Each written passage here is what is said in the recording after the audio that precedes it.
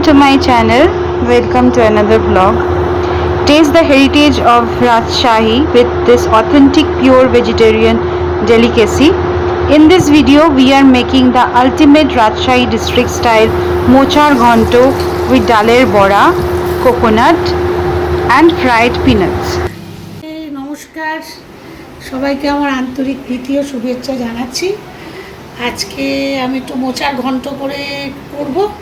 মোচার জন্য লাগছে মটর ডাল, লাগছে আদা জিরে গুঁড়ো, একটু কিশমিশ, লাগছে নারকেল, মানে এটাকে আমি কুড়ব, ঘি, আলু, পেঁয়াজ, গরম মশলা আর বাদাম, কাঁচা বাদাম, গরম মশলা, ইলাইচি আর এটা কি, এটা একটু সাজিরে আর লবঙ্গ সব দেবো না বুঝে, আর বাদাম, কাঁচা বাদাম এগুলিকে আমি এখন সব কুড়বো।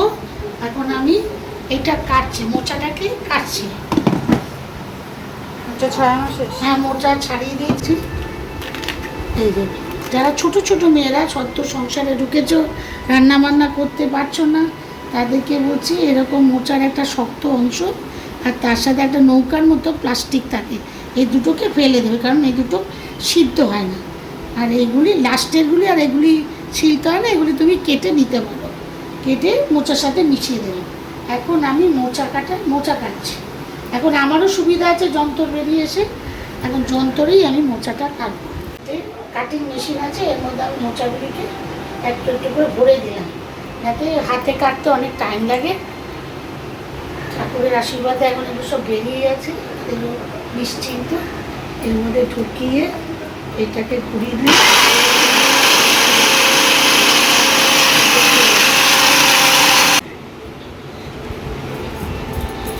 নুন, হলুদ আর আবার সেই দিয়ে দিলাম, দিয়ে মাইক্রোওভেনে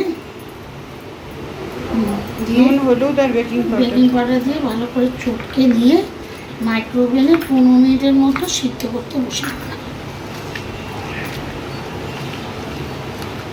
অনেক বড় ইয়েটা, মোচাটা মাইক্রোওভেনে 15 মিনিটের জন্য আমি বসিয়ে দিলাম। আর এই টাইমার দিলাম, সিদ্ধ হয়ে গেছে। এটাকে আমি ছাড়বো, এখন আমি ছেঁকে তুলব। যন্ত্রপাতি থাকলে সুবিধা হয় কি, অনেক খাটনি কম। এবার মটর ডালটাকে আমি মিক্সিতে বেটে দিচ্ছি, কিছু মোচাতে দেব আর কিছু টক করব, মটর ডালের টক। আবার বাদ বাকিটুকু দিয়ে দিলাম, আলাদা করে না করে। এগুলি আবার এখানে মিশিয়ে দিলাম, ডালটা আমি ঢেলে দিই।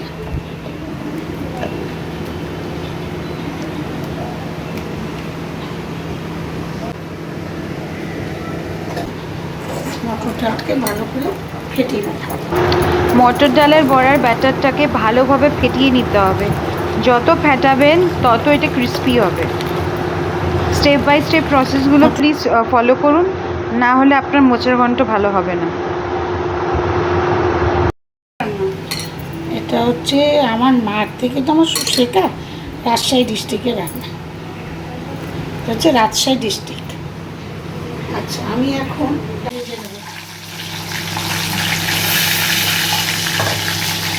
বাদাম আর তেজপাতা, আর ফেটে ফেটে গেলে জানবে আমার বাদাম হয়ে গেছে। হ্যাঁ, আমি পেঁয়াজ, আদা, রসুন সব দিয়ে রান্না করি, মাংসের মতো খেতে খুব সুন্দর খেতে লাগে। নারকেল এসব মোচার নিজস্ব তো কিছু নেই।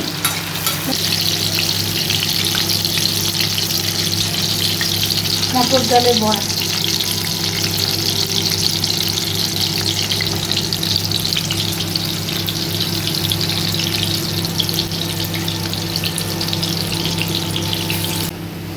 রোজকারের মতো রান্না, অত থালা বাসনের স্টাইলটা মুশকিল হয়, কারণ হচ্ছে ডেলি রান্না মানুষদের প্রবলেম আছে। শখের রান্না না তো, রোজকার। কতটা ক্রাঞ্চি হয়েছে দেখুন। দিয়ে টিপে ভালো।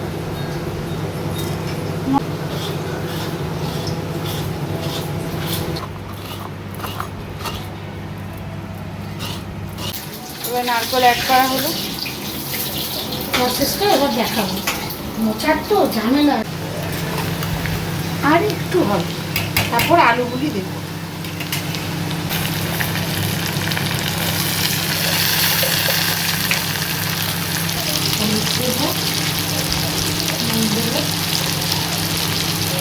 দিয়ে এটাকে সুন্দর করে লাল লাল করে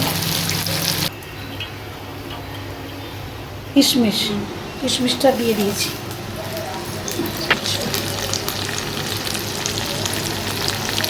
দু চামচে আদা রসুন পেস্ট, আদা রসুন পেস্ট, হ্যাঁ 2 চামচে আদা রসুন পেস্ট একবারে বেশি করে। এবার জিরে ধনের এই বেশি দেবেন না, অল্প একটু, মানে হাফ টেবিল স্পুন জিরে ধনের একসাথে, হ্যাঁ সব দিয়ে এবার নুন দেব, মিষ্টি দেব, দিয়ে এটাকে এখন নুন দিলাম, একটু মিষ্টি মিষ্টি 2 স্পুন চিনি দিয়ে দেবেন যতটা মোচা, আর সবই স্বাদ অনুযায়ী বলে দিয়েছি। স্বাদটা রান্না করে করে হাত তাহলে স্বাদ একটু আলাদা হয়। একটু নারকেল দিয়ে দিলাম, আর বাদ বাকি ঘি গরম মশলা পরে দেবো। এবার এটা ভালো করে কষবো, আদা রসুনের গন্ধটা যাতে একটু যায়, তাই জন্য এটাকে একটু ভেজে ভেজে নিতে হবে, জল দিব না, কারণ মোচাতে অনেক জল আছে। এবার মোচাটাকে দিয়ে দিলাম।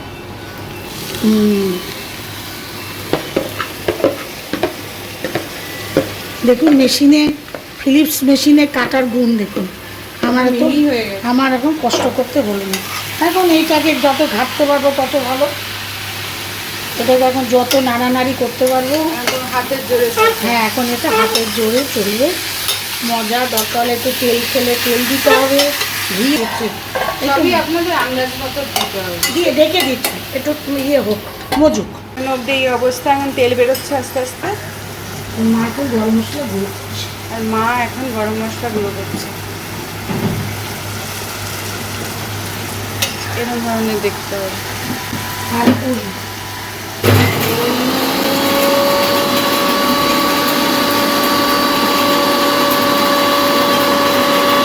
একটু মিষ্টি কম, তাই আমি আবার একটু মিষ্টি দিয়ে দিলাম। খাবেন না ঘটি বাড়ি? আমরা কিন্তু মিষ্টি খাই না, কিন্তু যেটা যার স্বাদ। আমার মা প্রায় ঘটি, না আমি পিওর বাঙাল। না, মোচাতে মিষ্টি ছাড়া বিচ্ছি লাগে, মোচা দিয়ে কম মিষ্টি খেতে খাওয়া যায় না, ভালো লাগে না, একদম মাংসের মতো লাগে।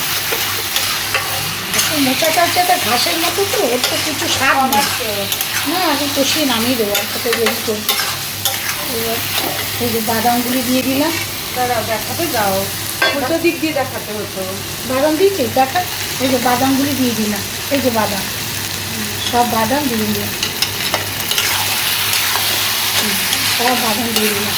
দেখবেন কড়াই থেকে আপনি ছেড়ে ছেড়ে যাচ্ছে, তখন বুঝবেন আপনারটা হয়ে গেছে। এই ক চামচ ঘি 2 চামচ, একটু ঘি না হলে দিয়ে না হলে ভালো হয়। ঘি দিয়ে দিলাম, রাজকীয় ধরনের স্বাদ। ঘি দিয়ে দিলাম। গরম মশলাটা দাও, গরম মশলা দাও। এই হচ্ছে গরম মশলার পেস্ট। যারা ইয়ে খোসা টোসা খাবেন না ফেলে দেবেন, আমাদের যেহেতু 2টো মেয়ে আমরা সবই খেতে পারি। দিয়ে দিলাম গরম মশলা। গন্ধ বেরিয়ে গেছে, যদি গন্ধ ফোনে যেত পেয়ে যেতেন গন্ধ। আমি বলে দিচ্ছি, দারুণ গন্ধ, গর্তের ওজন হয়ে যেত। গরম মশলা হয়ে গেল। এটা অবশ্য যা রান্না করেছি 10 জন খেতে পারবে। যারা যারা খাবেন আমাকে একটু জানিয়ে দিন, আমি পাঠিয়ে দিচ্ছি, ইনভিটেশন রইল। হ্যাঁ দেখুন কত তেল বেরিয়ে গেছে, এই দেখুন সাইড থেকে তেল বেরিয়েছে। এইসব হচ্ছে রান্না, এমনি করে রান্না হয় না, লাগছে। এই হচ্ছে দিলাম নারকল, ব্যাস হয়ে গেল। এবার বড়াগুলি সাজিয়ে দেব, আমি দিচ্ছি। বড়াটা দাও, বড়া দিয়ে সাজিয়ে দিচ্ছি। এই হচ্ছে বড়া, এত দেবো না, অল্প কটা, কারণ মেয়ে আছে না।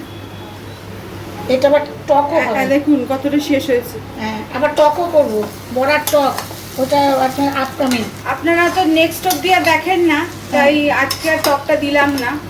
আপনারা ফার্স্টের 8 মিনিট থেকে 6 মিনিট দেখে বন্ধ করে দেন, পেশেন্স নেই কারোর মধ্যে। তাই আজকে আমি আর টক অ্যাড করলাম না, টক নেক্সট এপিসোডে। এই যে রান্নাগুলো দেখাচ্ছি, এই রান্নাগুলো সবই অথেন্টিক। গার্নিশিং করতে হবে। রান্না শেষ।